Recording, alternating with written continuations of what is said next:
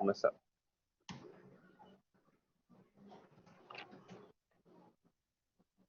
Começou? Começou a gravar, né? Pronto.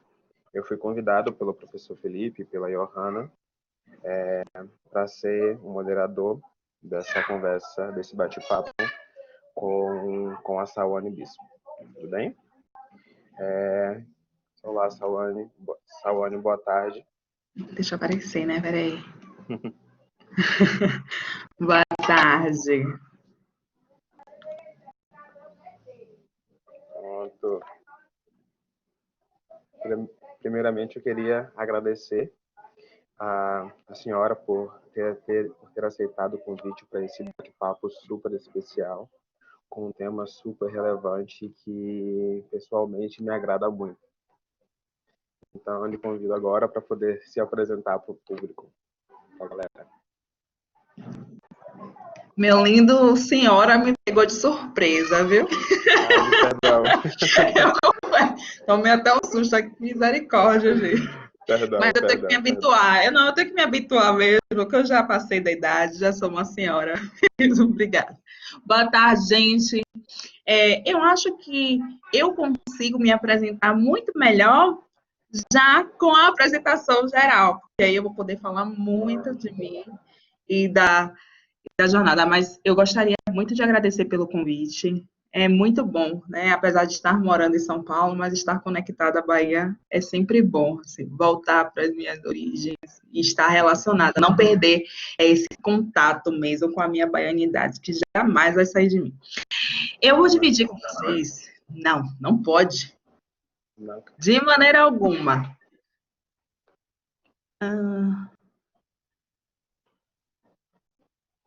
Só um momentinho. Okay. Eu vou compartilhar com vocês aqui.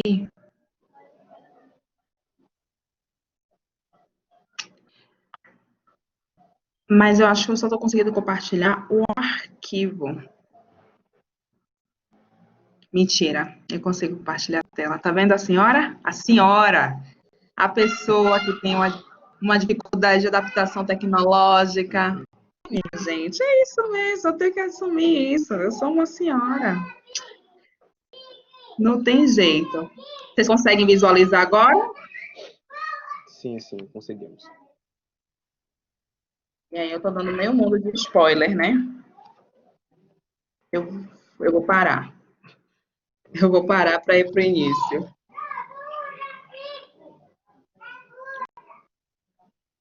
Pronto.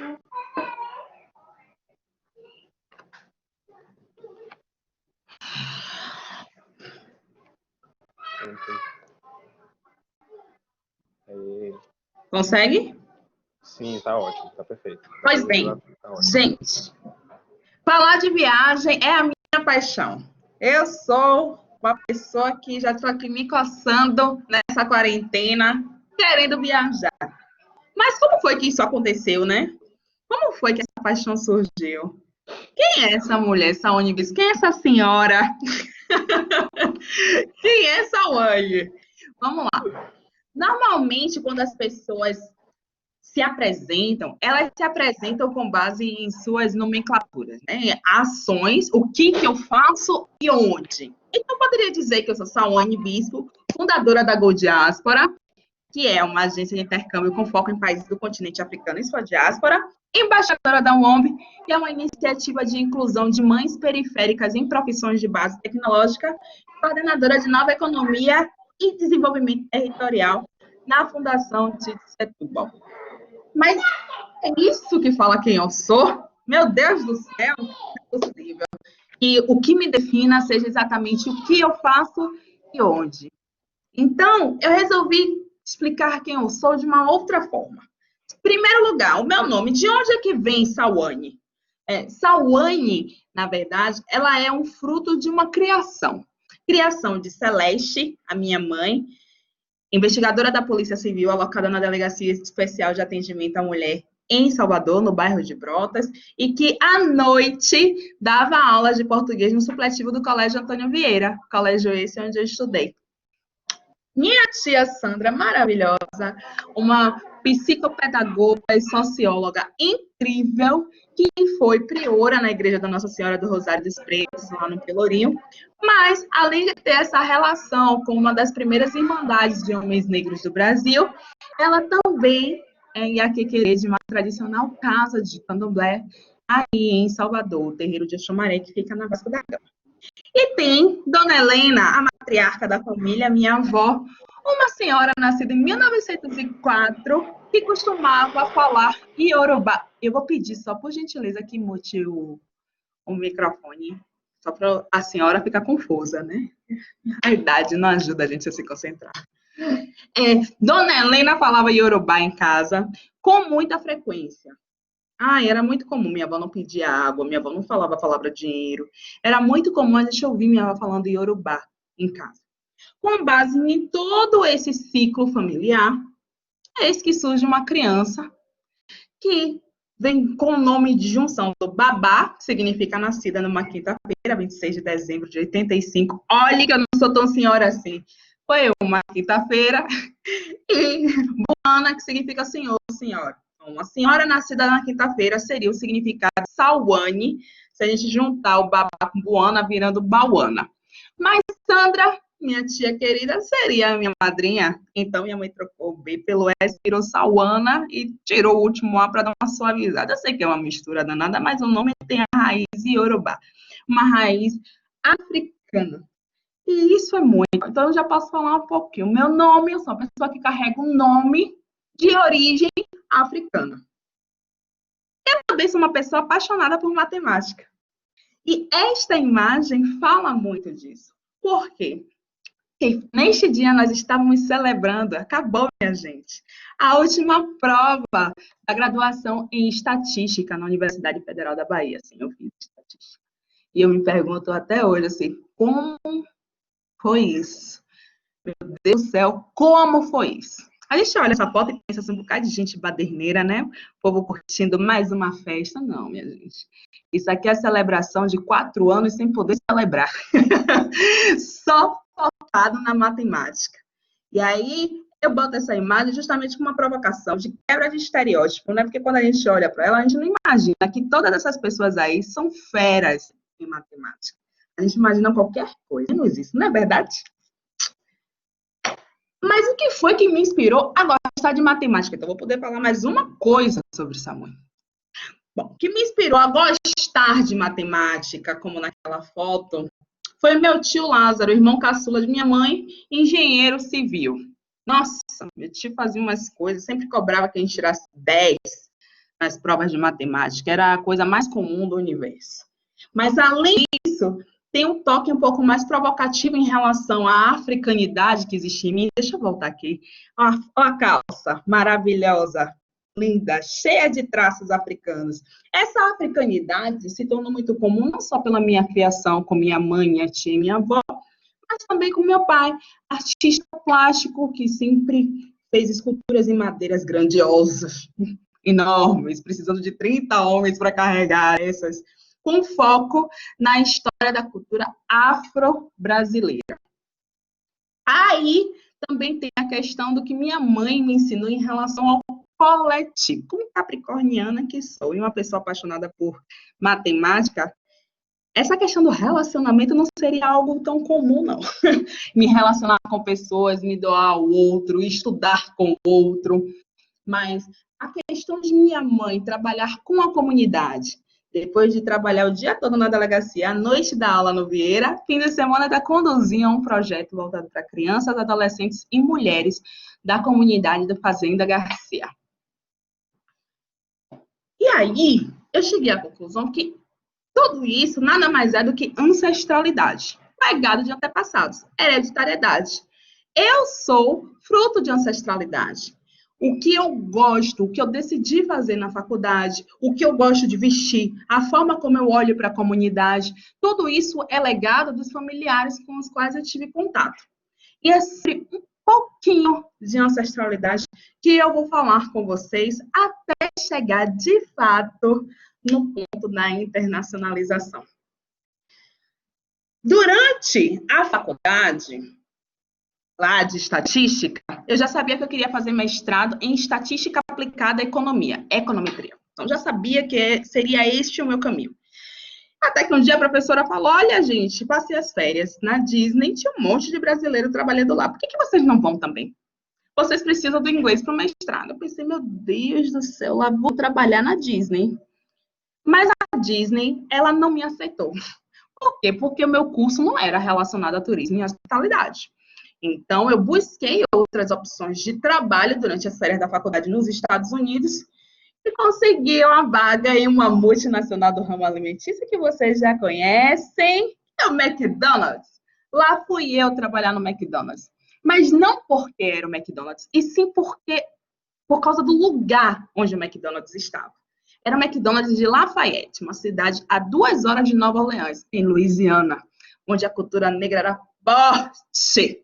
Só de imaginar que a minha primeira experiência internacional seria um lugar onde eu pudesse entender um pouco mais da cultura que eu sempre vivi em casa, eu sempre vi na minha cidade, Salvador, 85% da população afrodescendente.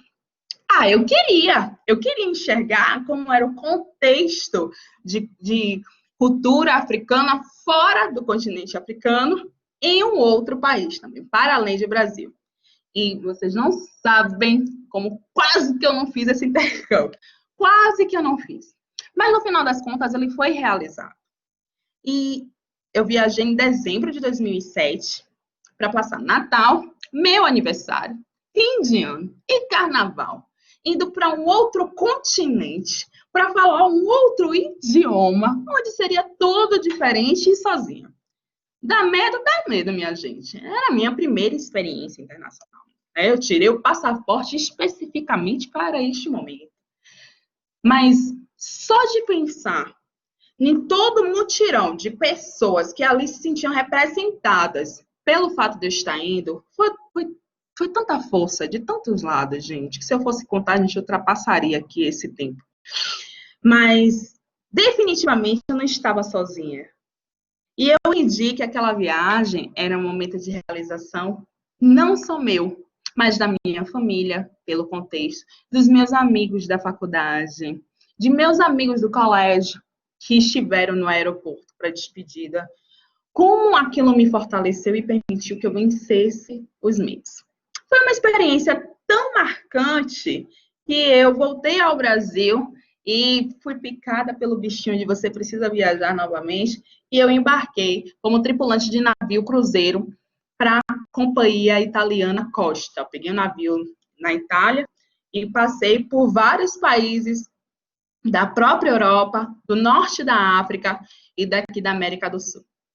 O que eu aprendi nesse momento foi que, como é bom a gente sair da bolha, né? Imagina, eu, uma pessoa viciada em rezar, estudou com o meu jogo favorito, Ave Maria. E aí eu vou trabalhar em um navio, passando por vários países, diferentes continentes. A minha cabeça deu um boom, porque eu comecei a me localizar num mapa mental, criei um mapa mental. Então, sabia que toda quinta-feira nós estaríamos em uma cidade da Grécia, normalmente fim de semana a gente estaria na Turquia, e a gente já vinha aqui, ó, Grécia cá, Turquia cá, já ia na mentalidade, entendendo um pouco mais sobre a história daqueles lugares, aprendendo sobre a cultura, tendo uma visão mais global. Como é bom sair da bolha. Que bom que eu saí um pouco do âmbito de exatas unicamente e me permiti viver isso, aprendendo outros idiomas. No navio a gente estudou italiano, fiquei embarcada por 9 meses e tínhamos curso de italiano por todo o período do contrato. Mas aconteceu uma coisa muito estranha comigo no navio. Estranha não, na verdade é muito comum até. Mais comum do que desejado. O meu supervisor, no meu 3º mês, meu querido Joel, meu supervisor hondurenho, me chamou de negra de merda. Eita, meu Deus do céu. Falei, misericórdia, a gente mal chega. Tinha 3 meses de contrato, já tem essa. E aí eu fui para o capitão, junto com os meus colegas da República Dominicana. Não, mami, não pode acontecer, vamos para o capitão. Não, isso está errado, fomos para o capitão. E aí eu reportei Joel, ele foi conduzido à cabine dele, até que o navio era a temporada brasileira, que era entre o final de 2008 e início de 2009, então a gente estava aqui na América do Sul, e quando o navio chegou no Rio de Janeiro, ele foi desembarcado. O cara tinha 14 anos de empresa, imagine, eu tinha 3 meses. Mas aquilo ali foi realmente um reconhecimento de lutas anteriores. Imagine a decepção que não ia ser minha mãe, militante, meu Jesus Cristo. Meu pai, minha avó, minha tia, imagem socióloga, psicopedagoga. Você chega em casa, fala o que aconteceu e você fez o que? Só em nada. Não pode. Até mesmo porque, para quê? Os meus pais, a minha tia, o meu tio, tivessem o conhecimento que eles têm hoje, muita gente tinha feito muita coisa anteriormente. Então eu aprendi a importância de, além de adquirir novos conhecimentos, reconhecer as lutas dos antepassados. Naquele momento eu não estaria desonrando a família se eu fingisse que não ouvi. Simplesmente, se eu ignorasse, se eu sentisse medo. Definitivamente não. E que bom que eu fiz alguma coisa. Nossa, isso tem 12 anos, gente. Imagina só. Que fosse uma história um pouco mais distante. Aí a pessoa volta para o Brasil feliz, plena, sendo obrigada a se formar pela mãe, pelo amor de Deus, agora você se forma. E no navio a gente já falava muito da galera da IESEC. E eu ficava pensando, nossa, o pessoal da IESEC, aquele pessoal que arrasa, que todo mundo quer, as empresas nos processos seletivos de estágio e trainee só querem a IESECers. Ave Maria. Mas por que eu não posso ser uma IESECer também? O que me distancia tanto deles? Participei de um processo seletivo da IESEC, ingressei e foi quando eu aprendi a importância de uma rede potente. Nossa, e não é só porque te indica para as coisas, não. Mas porque tem backgrounds diferentes, visões de mundos distintas, e isso é fundamental na construção identitária, na construção de saberes, na troca de argumentos e de informações. Como foi bom eu ter me permitido conviver com pessoas tão diferentes de mim e unidas pelo mesmo propósito, causar um impacto positivo na sociedade. Mas o networking que eu obtive na IESEC foi único, e é o que vem até hoje, né? O que dura até hoje, que me trouxe até aqui, por exemplo, para estar falando com vocês. Fazer parte da maior organização de liderança jovem do mundo. Nossa, gente, como isso mudou o meu olhar?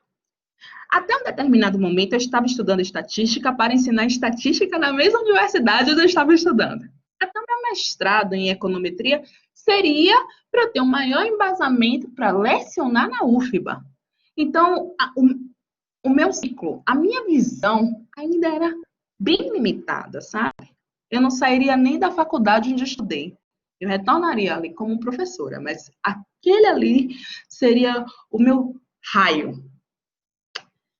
Minha gente, mas uma IESEC, ela muda a vida da gente. Ela muda a vida da gente. Minha mãe não tinha aquele projeto que falei no final de semana, a gente ministrava diversas oficinas para crianças, adolescentes e mulheres da Fazenda Garcia.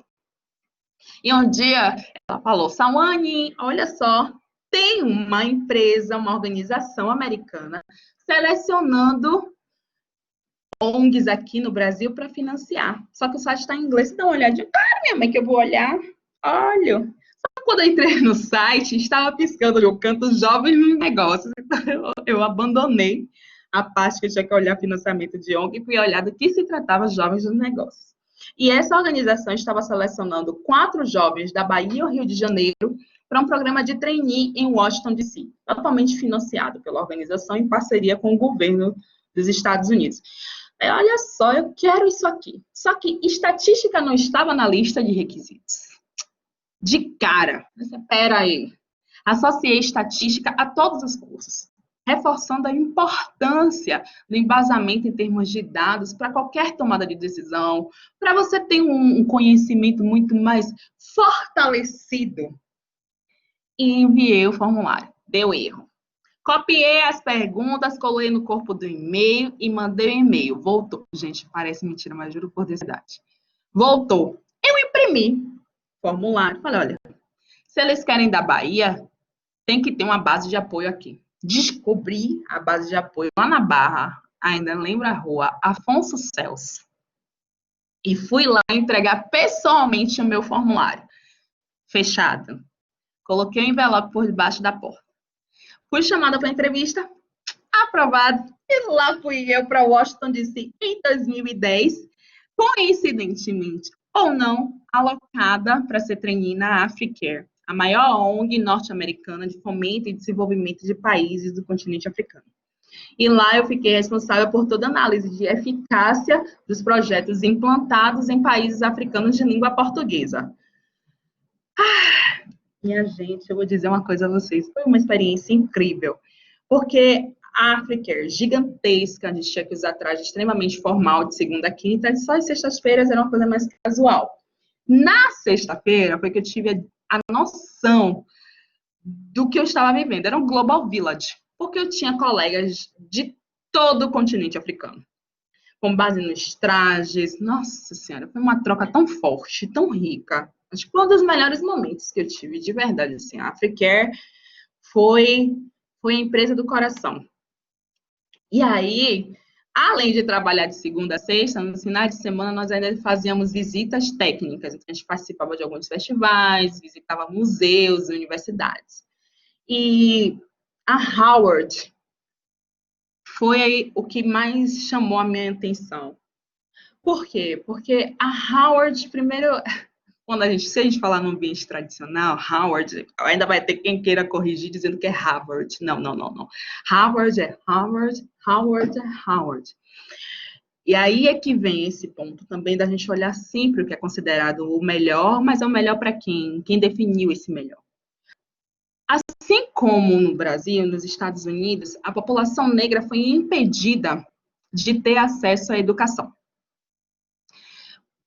Mas chegou um determinado momento onde os negros, após todo o processo de abolição, os negros fundaram as suas próprias universidades.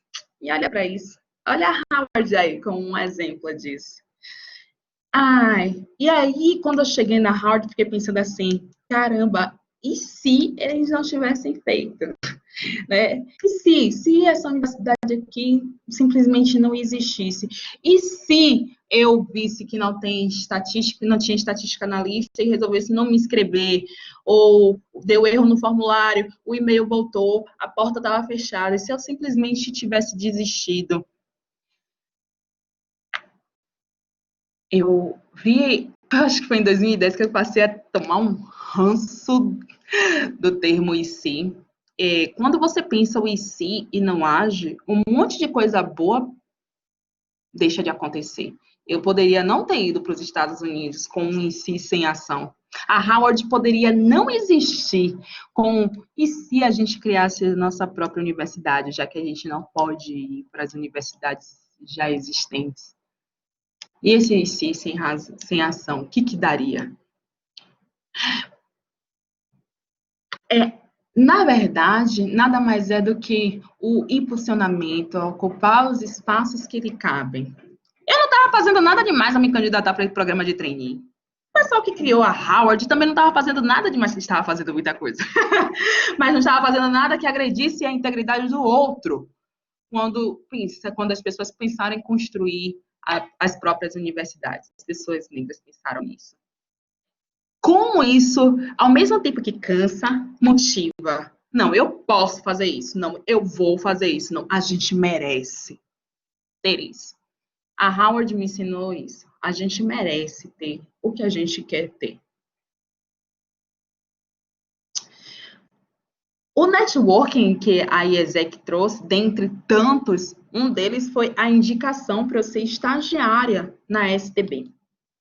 E de estagiária, eu me tornei efetivada, gerente e diretora comercial responsável por todo o B2B, né, entre empresas e universidades, falando sobre vivência internacional e carreira. Mas até então, naquela jornada ali do entrar como estagiária, depois sair como a responsável por todo o comercial, na então maior agência de intercâmbio do país, e essa foto nós estávamos celebrando o grande destaque da STB Salvador no quesito vendas, nossa senhora, estava fazendo sentido. Estava fazendo muito sentido. Até que em determinado momento deixou de fazer. Por quê? Porque a gente aprende a ter ambição. Eu não estou dizendo que quem estava ali não tinha, mas a questão é que eu estava com sede de mundo e eu queria mais, eu queria o mundo, eu queria fazer coisas.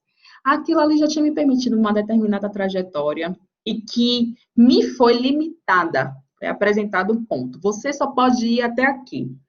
Então, a partir do momento em que estipularam um limite para mim, eu percebi que aquele não era o espaço que eu deveria estar. Imagine ter que me encolher para caber em um lugar negativo. Isso é possível mesmo. Quero dominar o mundo. Eu tive aí uma sensação de que era o momento de eu criar o apego ao diploma e fazer algo relacionado à minha área. Naquele momento, o que eu estava fazendo deixou de ter sentido para mim. E eu fui trabalhar na Secretaria de Segurança Pública da Bahia, assumindo o cargo de coordenadora de análise criminal, onde eu era responsável por todo o mapeamento de homicídios em Salvador e região metropolitana. Forte, pesado, né, meu povo? Imagine só ter que fazer esse mapeamento todo domingo, você está dando plantão ali, entrando 7 horas da noite do domingo e saindo 8 horas da manhã da segunda, com o relatório entregue ao secretário, para que fosse divulgado para a imprensa todo o caos, porque homicídio nada mais é do que isso, de Salvador e região metropolitana, fazendo recortes sobre os bairros, as causas de homicídio, faixa etária das vítimas, gênero, gente, etnia. Perceber que isso estava chegando muito perto de mim me adoeceu. Quando eu falo muito perto de mim, não é por causa da região onde tinha o maior número de homicídios, não. É porque as pessoas elas eram muito parecidas comigo. A juventude negra em Salvador, ela não vem morrendo de agora. No Brasil não vem morrendo de agora, mas perceber que nós tínhamos um índice de homicídios que ia em média, de 25 a 41 homicídios por semana em Salvador, estou falando de 2011, e eram majoritariamente jovens, negros, isso mexia de uma maneira, perceber que a gente não fazia uso desses números. A justificativa que eu usei para viajar para Washington em 2010, associando a estatística tudo, apresentando ali números como embasamento, a importância de se ter números como embasamento, eu percebi que naquele momento na secretaria os números eram apenas números, não eram embasamentos para ações. E o número sem ação ele te torna cúmplice de qualquer coisa, quando você não tenta mudar, ainda mais se ele não é positivo. Percebendo essa ausência de mudança, onde é que nós iríamos implantar políticas públicas ou novas unidades da polícia, tornar a polícia mais conectada às populações, principalmente em territórios periféricos, isso não estava acontecendo, eu pedi exoneração. Escrevi minha carta de agradecimento ao governo da Bahia, muito obrigada, mas eu vou ali. Pedi exoneração e fui para a Índia trabalhar em uma empresa de pesquisa de mercado, onde o meu time era responsável pela implantação e desenvolvimento de empresas em países emergentes. O foco era Brasil. Muito legal, muito mais leve. Estava viajando, uma coisa que eu gostava, e trabalhando com estatística era uma coisa que eu queria. Na Índia, eu adoeci. Misericórdia, adoeci, mas adoeci mesmo. Não me adaptei à comida da empresa, e aí inventei de cozinhar, só que a água da torneira, mesmo fervendo, não era muito bacana, fiquei mal, 4 dias internada, e ali eu percebi que eu queria mudar o mundo. Inclusive, foi o que me levou à Índia. Eu queria mudar o mundo. E a mudança não estava acontecendo, eu pedi para sair. Mas eu não estava bem e eu não cuidava de mim. Naquele momento eu percebi que se eu não estivesse bem, nada do que eu desejasse fazer daria certo. Nada! Tudo dependia de mim, aquilo que estava à minha volta. Então, Eu era o pilar da minha vida. Começou a obra, desculpa, gente. Eu era o pilar da minha vida. E percebi que eu era a coisa mais importante da minha vida. A gente prioriza um monte de coisa, a gente se adoece porque tem um monte de coisa acontecendo lá fora e a gente não pode mudar, mas a gente não olha pra gente. E de que maneira que a gente pode se fortalecer, se empoderar para de fato causar as mudanças necessárias, as mudanças que a gente quer fazer. E foi aí que eu entendi que, sim, Sawane, você é a coisa mais importante da sua vida. Faça as mudanças que você quer fazer no mundo, mas antes disso, você se fortaleça. E eu precisei atravessar o oceano para poder entender isso. A Índia foi maravilhosa. Na Índia, eu descobri também que eu sou o ET do bem, sabe? Eu tava aí, no Taj Mahal, e acessou pedindo para tirar foto comigo. Vamos tirar uma foto com o Taj Mahal? Não, tirar uma foto comigo, imagina. Assim, meu Deus do céu, gente, o Taj Mahal tá ali. Quem é Sawane na Bahia? Ai, e isso começou a me provocar um pouco, sabe? Poxa, o Taj Mahal tá ali, as pessoas querem tirar foto comigo, meu Deus do céu, eu sou a atração do lugar.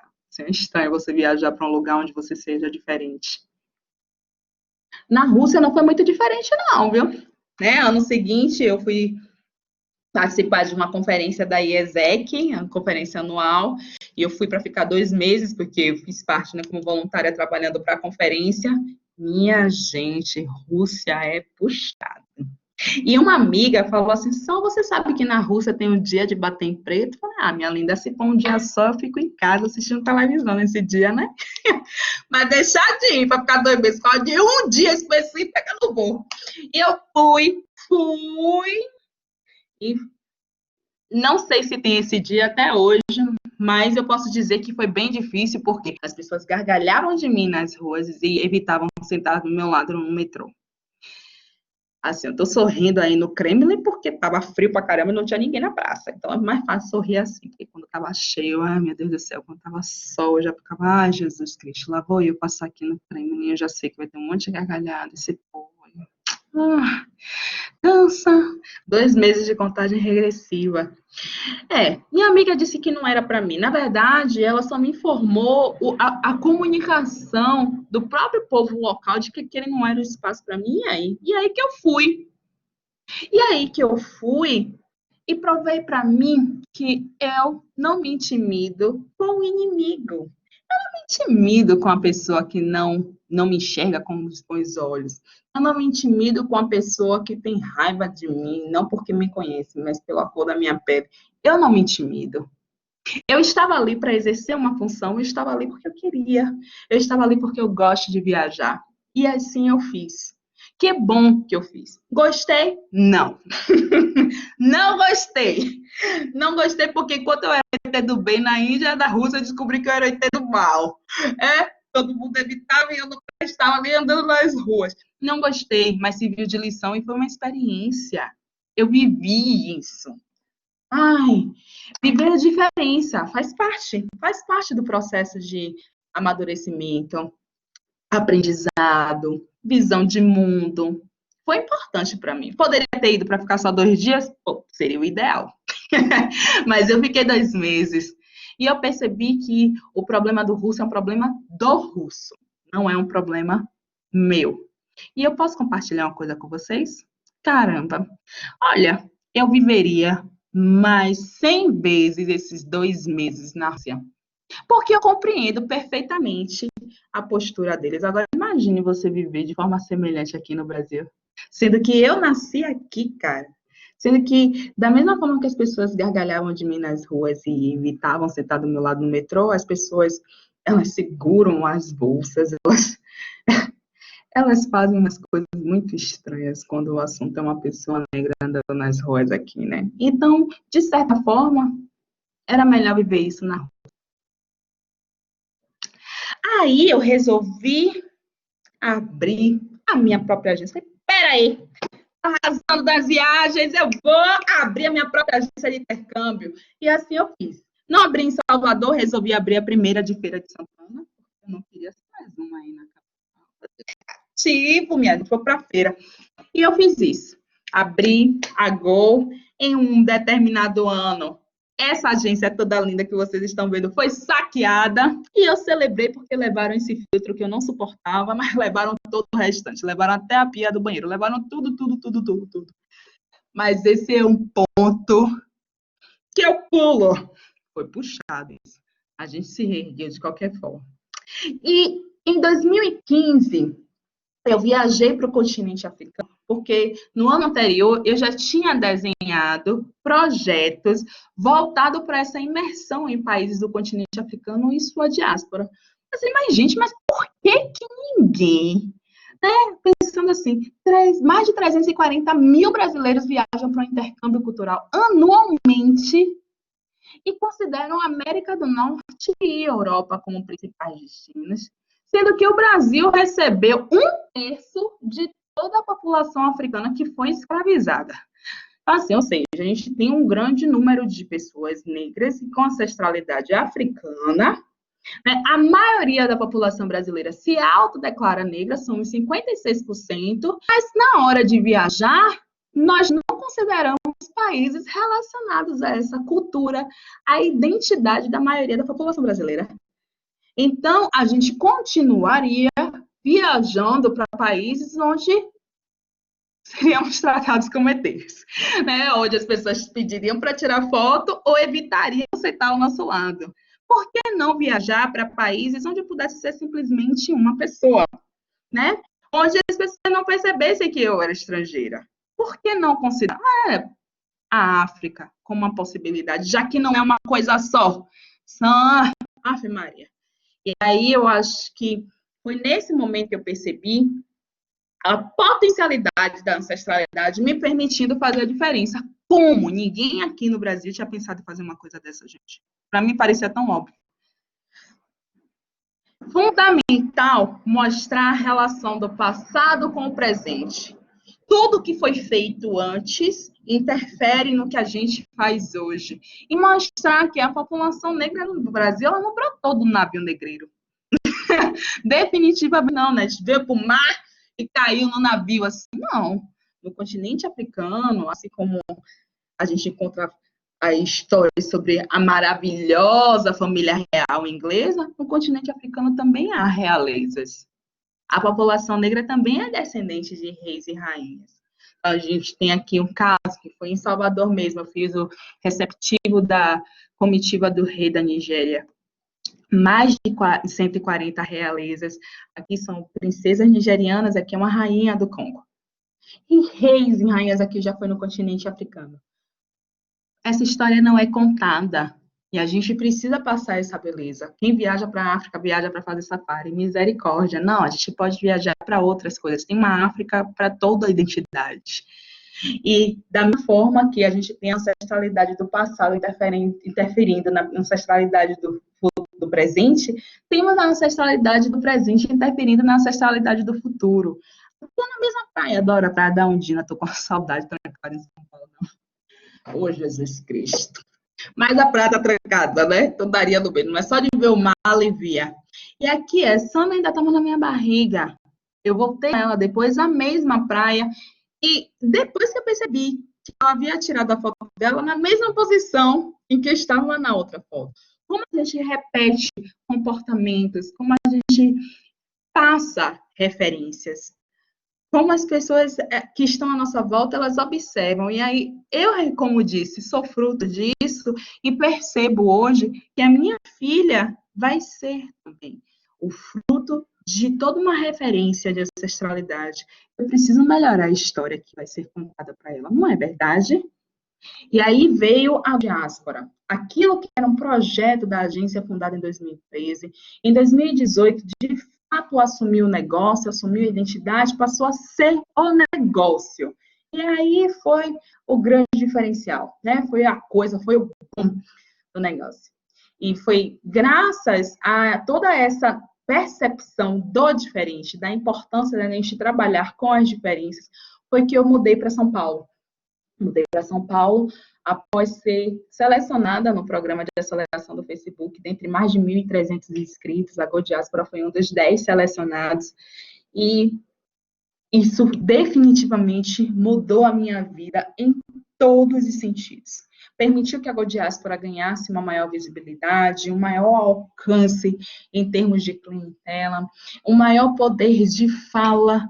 Vocês têm ideia do que é a baiana moradora de lá da Fazenda Garcia, aquela rica escadaria de 157 degraus, minha casa bem no meio do negócio, para qualquer canto que eu fosse, tinha que passar por escada, misericórdia. E, de repente, ela está falando ali, no WPP, para o maior grupo de publicidade e propaganda do mundo, 300 lideranças, diretores da Google, da Microsoft, da Adobe, do Facebook. Foi uma coisa gigantesca sobre a importância da inclusão racial no mercado publicitário. Nunca tinha passado pela minha cabeça um negócio desse, não falo nem de ter saído na Forbes. Claro que isso impactou. Mas como diferencial faz com que a gente tenha força. E não foi um diferente forçado, é um diferente que estava em mim, a africanidade está em mim, isso foi tudo muito natural. Que bom que eu estou podendo fazer parte dessa história. E aí, o que eu posso dizer sobre mim, para além de qualquer coisa relacionada a onde eu trabalho e fazendo o quê, é que eu sou uma pessoa que carrega propósito e ancestralidade. O propósito de quebrar padrões. Quando a gente olha aqui, a gente quebra 3 tipos de padrões logo de cara. Primeiro, de uma mulher negra viajando para o exterior. Isso aqui foi tirado no saguão do aeroporto de Guarulhos, o que não é muito comum aqui no Brasil. Segundo, você vê uma quebra de padrão em relação à profissão. Aqui no Brasil, nós vamos ver companhia aérea que tem um quadro de comissários de bordo desta forma? Não. O terceiro padrão. Na verdade, a gente quebra 4 até, né? Porque a gente quebra o padrão de beleza, mulheres belíssimas das suas formas, e a gente quebra também o estereótipo de que nós, mulheres negras, nós, pessoas negras, somos todas iguais. Está muito nítido aqui. E não. Ontem eu participei de uma reunião que insistiram que uma outra menina que eu nunca vi na vida era muito parecida comigo, que nós devíamos ser parentes, assim. Não, minha linda, nós somos bem diferentes, não é esse o caso. Além desse propósito de quebrar tudo isso, tem uma outra missão, a missão de acessar espaços não predominantemente negros, espaços de poder. Isso aqui foi uma viagem de executivas, nossa. E aí você tem diretoras da Amanco, da KPMG, da Unilever. Nós passamos uma semana na África do Sul, em novembro do ano passado, discutindo vários pilares, mas vocês percebem a ausência de melanina nesse grupo que representa a maior diáspora africana do mundo? O Brasil tem a maior comunidade negra fora do continente africano. E eu falei isso para os meus colegas da África do Sul ao levar esse grupo. Podia ser o grupo da Suécia, né, na verdade? Mas um outro propósito que eu trago é justamente isso. Deixar de ser exceção enquanto mulher negra que fala vários idiomas, que é engajada, e passar a ser regra. É abrir caminhos para que outras pessoas semelhantes façam isso também, mas que pessoas não negras elas possam perceber a África como potencialidade. Aqui, nesta viagem, nós discutimos sobre empreendedorismo de impacto, tecnologia e inovação, liderança feminina, políticas públicas. Foi uma viagem muito marcante. Ninguém fez safari, não fez parte do nosso roteiro. A intenção é justamente desmistificar a África e permitir que ela nos ensine o que tem ensinado esse tempo todo. E que África é essa? É essa África, um continente de 54 países, que na maioria das vezes as pessoas pensam que é uma coisa só. Dá para imaginar que 13 dos 20 maiores índices de crescimento econômico estão no continente africano? 13 de 20. Não, as pessoas não pensam isso. São, mais precisamente, 643 hubs de inovação no continente africano. Nollywood é a terceira maior produção audiovisual do mundo, depois de Hollywood e Bollywood, né, da Índia. Nollywood fica na Nigéria. E onde é que estão esses filmes, essas novelas? A gente vê aqui tem 1,3 bilhões de habitantes e tem uma população muito jovem. Mais da metade da população do continente africano tem até 25 anos de idade. Dá para imaginar? E é esse continente que até 2100 vai concentrar 40% de toda a população global. A África é enxergada dessa forma. Se a gente trouxer o contexto aqui de Covid, o continente africano tem um pouco mais de 890 mil casos. O continente. E se a gente falar de, de óbitos por conta do Covid, até um mês atrás, não tinha, estava perto de atingir 18 mil óbitos em todo o continente. Então, se o continente africano não era visto como um continente em potencial para diversas coisas, dentre elas o turismo, até então, depois de todo esse quadro de pandemia, vai ser o destino mais seguro para se visitar, definitivamente.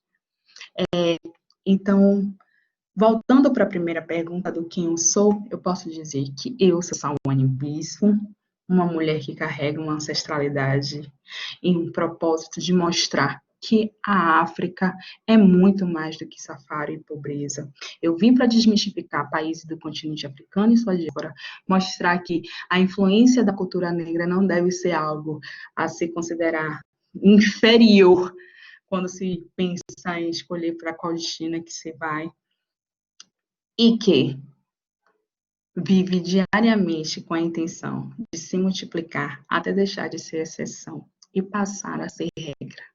Eu não quero estar sozinha nos espaços.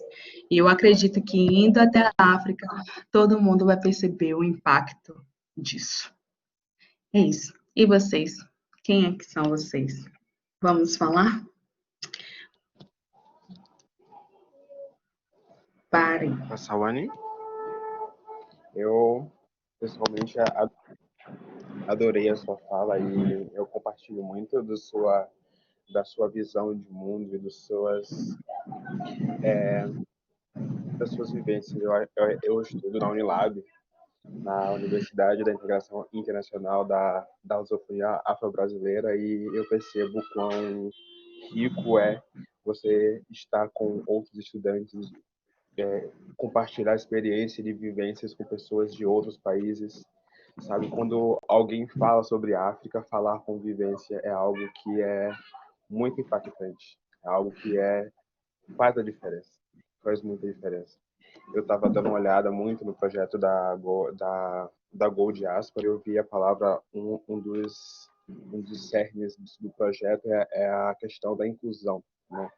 Hoje nós vemos em muitos projetos de intercâmbio e tudo mais, empresas que elas têm um padrão de pessoas, não é? Tem um padrão de um público-alvo. Eu acho que e o público-alvo esse que não está interessado no continente africano nem os países do sul global. E eu acho que o Go Diaspora tem um objetivo muito rico, né, de tentar desmistificar essa questão do que as pessoas têm com relação à África, da pobreza, da miséria. Não, não é isso. Tem isso também, infelizmente tem, mas não é isso. Tem países desenvolvidos, sim, são países ricos, sim, são países com a cultura diversificada, sim. Você pode ir para esses países para estudar idiomas, sim, pode ir para fazer faculdade, sim. Eu acho que isso é transformador. Eu quero muito ter a experiência de poder visitar um desses países ou trabalhar em um desses países. Eu acredito que essa vivência, esse compartilhamento de informações e de realidade mesmo é algo que transforma a sua vida tanto pessoal, mas assim como profissional também. Eu queria até mesmo fazer algumas perguntas, né, com relação ao projeto e tudo mais, as suas vivências no continente africano, que é dos países que você visitou, quais foram as experiências mais marcantes que você teve assim? Pode ser positiva, principalmente positiva, negativa, algo assim que você não vai esquecer, que envolva o projeto do Go Diaspora. Salatinha, gente, eu sou suspeita para falar assim do qual que eu gosto mais, mas eu acho que a África do Sul ela me marca muito, porque tem toda uma história por trás. Em Salvador, eu sempre me defendi enquanto mulher negra.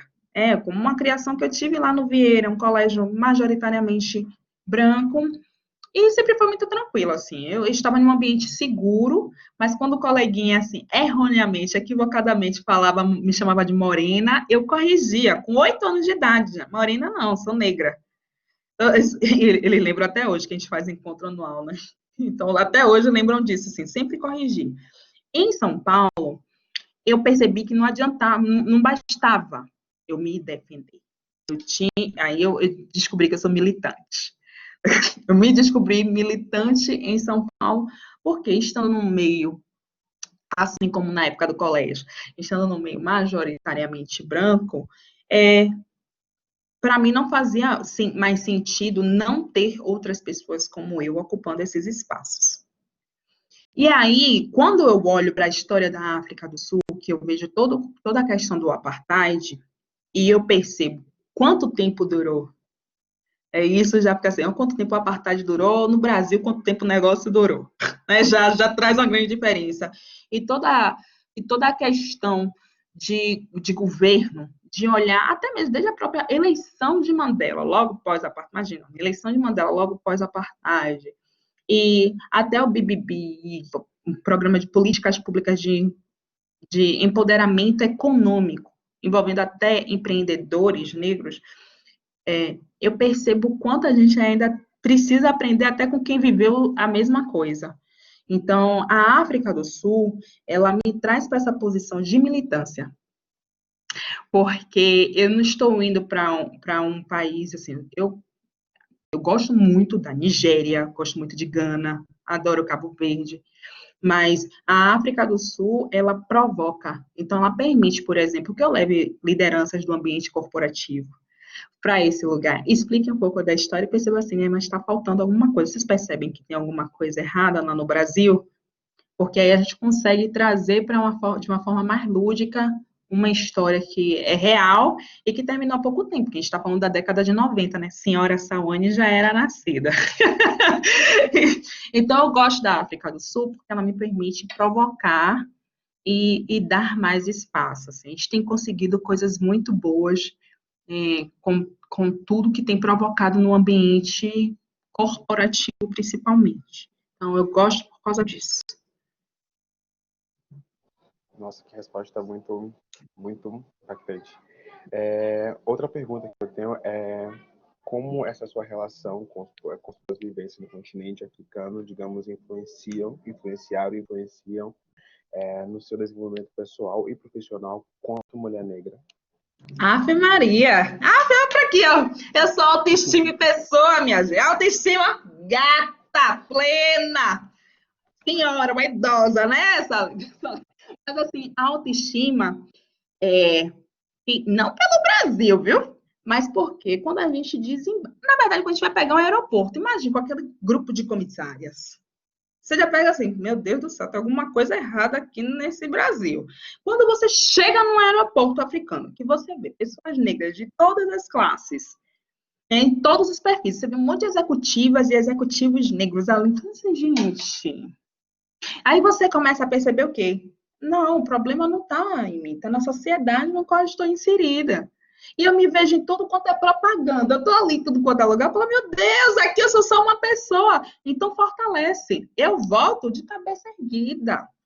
Eu volto assim, meu lindo, olha só, tá bom. Você definiu o seu padrão de beleza. Você definiu o seu padrão de beleza, mas isso não significa que eu não seja bela. Não tem nada de errado com o meu nariz, não tem nada de errado com a minha boca, não tem nada de errado com o meu rosto, não tem nada de errado com o meu cabelo. É a sua visão que é diferente. Me exclui. Mas não significa que eu seja ruim. E ter ido ao continente africano me fortaleceu muito em relação a isso. Por mais que eu tenha tido uma criação maravilhosa nesse sentido, Ave Maria, para chegar aqui nesse nível de autoestima, é África. Eu bebo dessa fonte, porque eu me enxergo lá, em todos os espaços, sabe? Só para finalizar, eu vou trazer aqui um exemplo mesmo de há cerca de 4 semanas, eu fui para um resort com minha filha. Eu tenho uma filha de 2 anos. E aí fica difícil, trancada com uma criança, em casa o tempo todo. Eu falei, não, meu Deus do céu, preciso 4 dias, bora ali, Sami. Minha gente, chegamos lá. O resort tinha capacidade para 400 famílias, né, 400 quartos, estava com uma limitação, estavam atendendo até 70, dessas 70 famílias, nós éramos a única família negra. Tudo bem. Mas se dá para imaginar que eu, na beira da piscina com a criança ali, a pergunta é: você não é brasileira não, né? O outro, você trabalha com quem? Com quê? E aí eu fico pensando assim, primeiro, eu não sou brasileira por quê? Porque o brasileiro aqui é visto como aquela pessoa que está ali limpando o chão, negra, tudo bem, ela pode ser brasileira. Óbvio, porque eu não tinha dúvida que a pessoa de serviços gerais era brasileira. Mas quando tinha uma pessoa ali em pé de igualdade, como hóspede, usufruindo daquele serviço, como assim? Ela só pode ser estrangeira. Então, outra coisa que a África faz por mim é de reforçar que eu posso ocupar todos os espaços. Porque a sociedade brasileira definiu que o meu espaço é na base da pirâmide. É onde eu vou brotar e é onde eu vou morrer. Termina ali o meu ciclo, base da pirâmide. E aí eu poder entender isso e saber que, mais uma vez, não é um problema meu, foi a África. Porque só em casa, ouvindo fortalecimento, tudo bem, mas ver, sentir é muito diferente. Muito obrigado. Com relação a isso que você falou, que a senhora, que você falou, com relação a estar no continente africano, algo que eu notei muito ao começar a estudar na Unilab, é a questão do pertencimento. Onde você está em um local de maioria negra, estudando algo diferencial, né? O sentimento de pertencimento é algo que nos motiva e que nos traz um aconchego muito bom, muito bom, muito bom. E é realmente quando você está em outros lugares, até mesmo aqui na Bahia mesmo, né? Quando você está em Salvador, em certos lugares de Salvador, você se sente, de certa forma, excluído ou não sente a vontade de estar ali devido aos estigmas que são impostos, né? E eu queria que você falasse um pouco sobre os projetos de intercâmbio do Go Diaspora, que eu vi que também tem alguns que são voltados mais para os países aqui do continente latino-americano, né? No Caribe, América do Sul. Você falar um pouquinho sobre esses projetos, né? Sobre essa expansão do Go Diaspora. O pessoal se interessar também. A gente pensou justamente... Normalmente, o pessoal, quando pensa em estudar espanhol... Vocês estão me ouvindo, gente? Tô te ouvindo. Você tinha congelado, mas estou te ouvindo. Pronto. Eu estava falando que nós, quando pensamos em estudar inglês, espanhol, francês, pensamos automaticamente em França, Canadá, Estados Unidos, Argentina ou Espanha, por exemplo, né? Eu acho que isso é muito interessante. Ver a possibilidade de aprender novos idiomas, adquirir novos conhecimentos de um outro ponto de vista, né? Eu queria que você falasse um pouco sobre isso, sobre esses projetos e essa interação. Na verdade, aí eu trago um pouco da estatística, porque eu levei em consideração. O que os brasileiros levam em consideração na hora de escolher um destino para intercâmbio? Cultura, a moeda e segurança. Olhando o ranking, né, do Fórum Mundial de Economia, a gente vê países do continente africano em excelentes posições. E também a sua diáspora. A intenção é permitir que a gente explore mais países onde a cultura negra se faz presente. Não apenas o padrão europeu, mas também, por que não considerar países da cultura negra, né? Então, fazendo esse mapeamento, cruzando com o ranking, cruzando todo o interesse do brasileiro no poder de decisão, por que a gente não pode considerar a África do Sul, Gana, Nigéria como destinos para se estudar inglês? Por que não? Então, olhando toda a questão de infraestrutura dos destinos, a Bahia, gente, meu Deus do céu, é muito bom ver muitas posições desses países nesses rankings. E aí a mesma coisa em relação ao francês. Francês, França, Canadá, Suíça ainda é pouco considerada, mas até mais considerada do que países da África. Por que não considerar Senegal, Costa do Marfim, sabe? Por que a gente não pode falar disso? Lá se fala francês também, eu acho que a gente a vantagem da colonização. E espanhol, por que a gente não pode considerar Cuba, República Dominicana, Colômbia, para poder aprender inglês ou espanhol? Por que a gente tem que ir só para a Espanha? A gente considera a Argentina, a gente considera o Chile, mas por que a gente não considera esses países? Aí a gente tem ainda tem o ponto de os destinos mais tradicionais, eles têm os custos mais elevados, obviamente, oferta e demanda. Todo mundo vem, então bora lá. Então é muito mais, é preferível para o brasileiro gastar em libra e ir para a Inglaterra do que estudar em inglês em Trinidad e Tobago. Por quê, gente? O que se gasta para estudar lá um mês, você fica 3 meses em Trinidad, por exemplo. Então, eu percebi também que tem a ver com a questão de oferta. Então, pouco se sabe, você vai para onde todo mundo vai, para aquilo que você já ouviu falar. Se ninguém falou, por que você vai? Então, é trazer um pouco disso. Obviamente que também tem a questão da intersecção com a questão econômica. Então, o intercâmbio nesses lugares podem ficar até 70% mais barato do que nos destinos tradicionais. O custo de vida, não só a moeda é mais baixa, mas o custo de vida também é mais baixo que muitos países tradicionais para intercâmbio. E a Go Diaspora vem com essa provocação, oferecendo aí para o cliente final essa proposta de um leque muito mais vasto, mesmo na oferta. A mesma coisa a gente oferece para as empresas, então oferecendo para as empresas essas viagens de imersão das lideranças e para os seus colaboradores. Você vê agora como a Magazine Luiza apresentando programas voltados exclusivamente para negros, tá? Tirou o inglês, vai dar uma bolsa em inglês, mas tem uma outra galerinha que continua fazendo intercâmbio, né? Continua fazendo intercâmbio. Então, como é que a gente pode nivelar isso? Oferece intercâmbio em lugares mais em conta, mas que também tem uma excelente qualidade. Essa sensação de pertencimento para a pessoa voltar que nem Sawane, dona Sawane, senhora Sawane, como você achou. Mas voltar com essa autoestima, porque é para além do idioma. Você volta renovado. E uma pessoa não negra que viaja para um lugar desse, volta com uma imagem da própria negritude brasileira de uma maneira diferente. Ah, mas isso ela volta, com certeza. Agora a gente vai abrir um espaço para o pessoal que está assistindo fazer perguntas, tudo bem? Tudo bem. Eu vi que tem uma pergunta aqui da Lindiane. Lindiane, se você quiser ligar o áudio para fazer sua pergunta e fazer suas considerações, fica até um pouco melhor para ela, tá bom? Se possível, claro.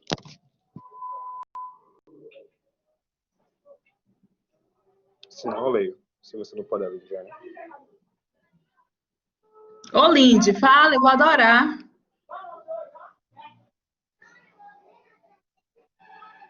Deixa eu ver se ela vai poder falar. Boa tarde, pessoal.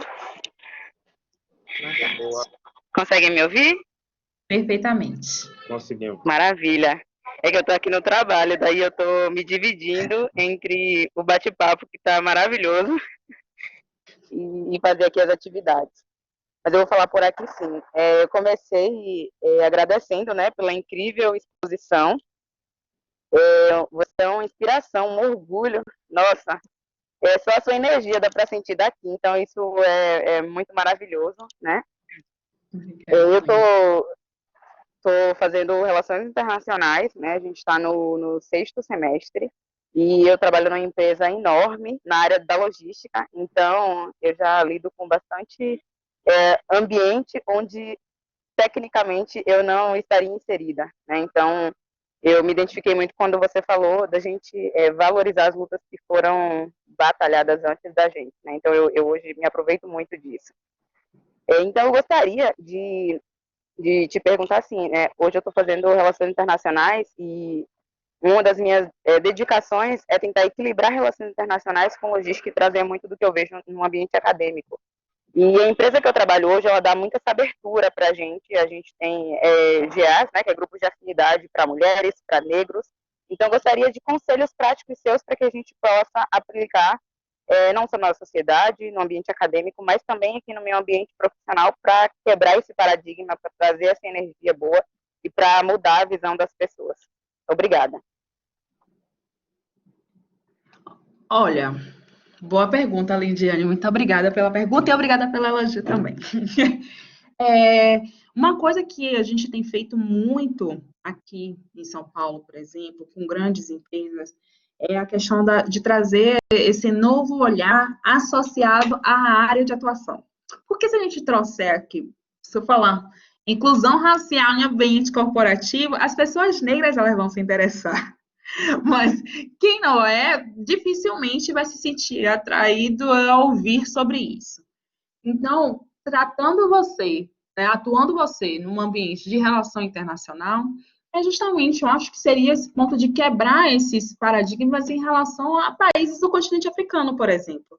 Né, a África não é considerado como polo de tecnologia, não é considerado como um polo de prosperidade, né? Ninguém vai imaginar assim, a Suíça arrasa no chocolate, mas de onde é que vem o chocolate da Suíça? Vem todo da Costa do Marfim, né? É responsável por 60% da produção do cacau do mundo e isso não é considerado. É como se fosse só um continente de escassez. De que maneira que a gente pode quebrar isso? Quais são as possíveis empresas de relacionamento da área de relações internacionais que você poderia puxar um pouco para poder entender mercado de relações internacionais no continente africano? Eu acho que com isso começa a se mudar. A partir do momento daquilo que você faz ser surpreendente, as pessoas começam a olhar para você e para semelhantes de uma maneira diferente.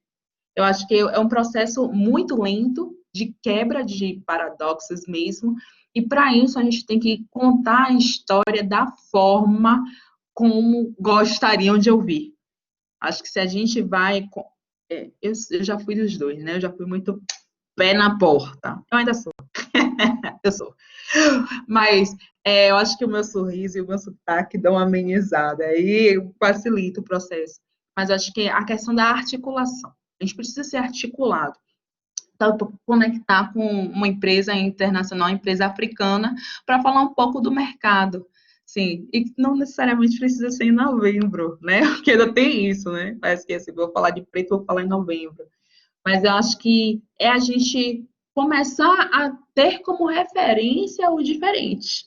O diferente que deveria ser super comum aqui, né? Que assim, eu vou em consideração essa proporção, essa maioria, a negritude não deveria ser diferente, muito pelo contrário. Mas eu acho que a gente ir para os mercados diferentes. Então, aqui eu estou trabalhando com, mais uma vez, com o WPP, né? Que é o maior grupo de publicidade e propaganda do mundo. Então, a gente está trabalhando muito essa questão da inclusão racial no ambiente publicitário. Estou fazendo de uma maneira muito mais lúdica, a gente está trazendo realidade virtual, um monte de coisa para o pessoal ver como é isso e entender que o que tem lá não tem aqui, mas não é por falta de elementos. É só por falta da ação em si. Eu acho que é um tipo de provocação sutil e que surte muito efeito. Eu acho que o lúdico é o lúdico. Então, trazer uma pessoa para falar do mercado. Simplesmente, nossa, eu não imaginava que na África ia ter um negócio desse. Eu trouxe uma vez para falar de tecnologia. Nossa, eu não imaginava isso na África.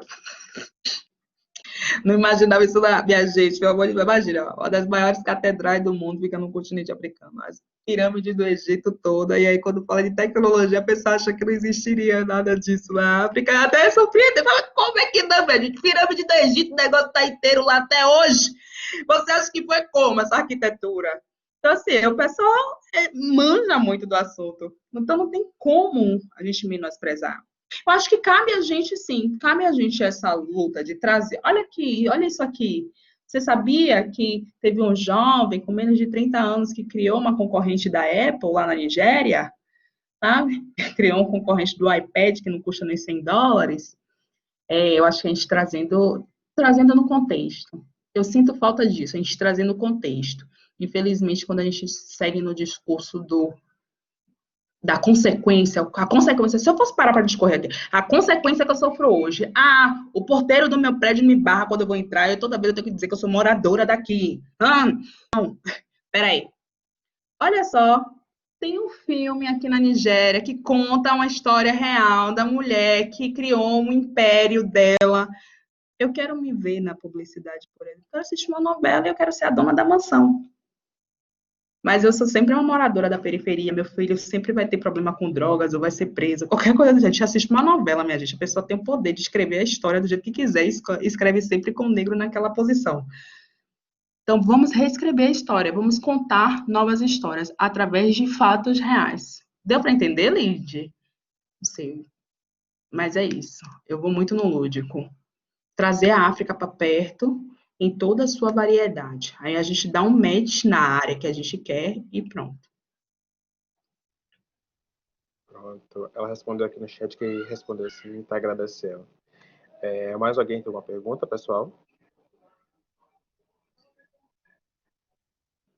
É só ligar o microfone Oi, e vocês fazer, estão tá me bom? ouvindo? Sim. Estamos. Eu gostaria de saber se você trabalhou na IESEC ou como é que foi, na verdade, porque eu não consegui pegar o início da palestra, então eu só ouvi que você estava fazendo curso de estatística e de repente você estava num navio na Grécia, aí eu me perdi um pouco. Eu só queria saber como é que foi esse meio que eu perdi. Sim, eu fui da IESEC, tem um tempinho, viu, minha linda? Assim, há 11 anos atrás, eu fui da IESEC, entrei como parte do time de ODX, que hoje eu acho que não existe mais, deve ser o time responsável por intercâmbio profissional, era a minha área, e depois eu continuei atuando como alumni, participei dessa conferência fazendo parte do time mesmo de organização lá na Rússia, mas eu fiquei na IESEC por 3 anos. E hoje eu estou aqui a convite de uma IESECer, né? A gente foi do mesmo time por um período lá em 2009, e a amizade que segue, o networking da IESEC que fica para a vida toda. Mais alguém, pessoal? Alguma pergunta?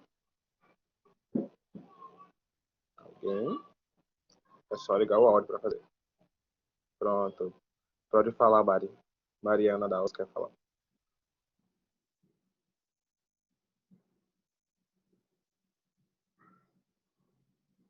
Mari? A intimidade. Eu vi que ela levantou a mãozinha aqui. Eu acho que... Mas eu gostaria de disponibilizar o meu contato para que a gente possa se falar. Vocês são estudantes de Relações Internacionais, todos são de diferentes instituições?